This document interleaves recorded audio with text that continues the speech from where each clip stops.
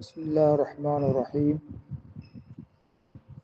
الحمد لله رب العالمين، والصلاة والسلام على رسول الله الذي بلغ رسالة وأدى الأمانة ونصح الأمة وجاهد في الله حق جهاده.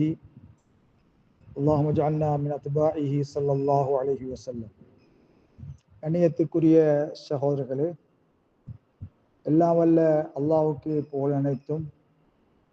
அல்லாஹ்வுடைய குர்ஆனையும் நபிகளாருடைய சுன்னாவையும் பின்பற்றி நடக்கின்ற நல்லடியார் என்றும் எம்மனைவரை அல்லாஹு தஆலா ஆக்கி அருள்வானாக.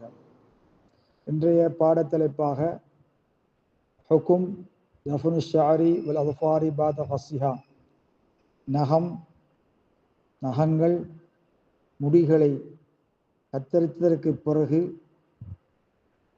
வெட்டியதற்கு பிறகு அதை புதைப்பது சம்பந்தமாக மார்க்க வழிகாட்டல் என்ன என்கிறதை பற்றி சுருக்கமாக பதில் சொல்ல விரும்புகின்றேன்.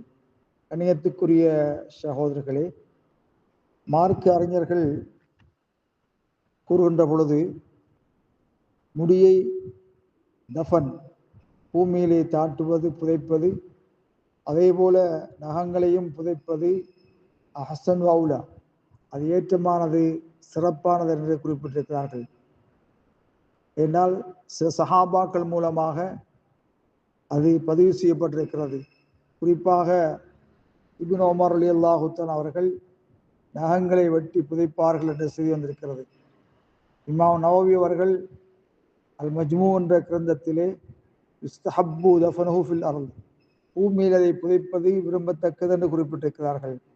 காரணம் என்னவென்றால், அசுத்தமான இடங்களிலே போடுவது, குளியல் அறையிலே போடுவது, குப்பை மேடுகளிலே போடுவது, அது மனிதனிலிருந்து பிரிந்த ஒரு நகமாக அல்லது முடியாக இருந்தாலும் கூட மனிதனுக்கு என்று ஒரு கண்ணியம், ஒரு மரியாதை ஒன்று இருக்கிறது.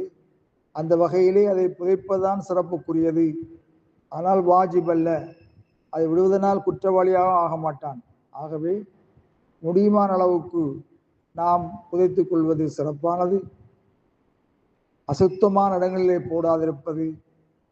மனிதன் என்ற வகையில் மனிதன் எப்பொழுதுமே ஹையன் வ மையத்தன், உயிரா இருக்கின்ற பொழுதும், மரணித்தவனாக இருந்தாலும், மரணித்த உறுப்புகள் பிரிந்ததாக இருந்தாலும் கூட அதுக்கென்று தனியான மரியாதை, கண்ணியம் இருக்கிறது என்ற வகையில் அல்லாஹ் சுப்ஹானஹு வ தஆலா கர்ரம பனி ஆதமுடைய மக்களை அல்லாஹ் கண்ணியப்படுத்தியிருக்கிறான். அந்த வகையில் இவைகளை புதைத்துக் கொள்வது விரும்பத்தக்கது, சிறந்தது. வல்லாஹு அலம்.